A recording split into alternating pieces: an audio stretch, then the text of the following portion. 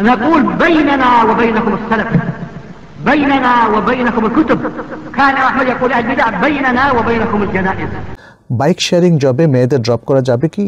এ জবে যদি ফিমেল কাস্টমারদের নিয়ে বিস্তারিত কিছু বলতেন তাহলে খুবই ভালো হতো।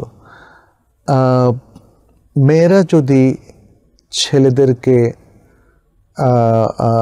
বহন করে অথবা ছেলেরা যদি মেয়েদেরকে বহন করে, এটা শরিয়াতে কোনো মতেই জায়েজ নেই, এটা গুনাহের কাজ। কারণ বাইক হচ্ছে পাশাপাশি একজন আরেকজনের পেছনে বসা, তাদের শরীরের স্পর্শ, কোনো পর্দা নেই, মানে সব দিক থেকে অবজেকশনেবল একটা অবস্থা, একটা পরিস্থিতি তৈরি হয় যেটা শরিয়া কখনো অ্যালাউ করে না।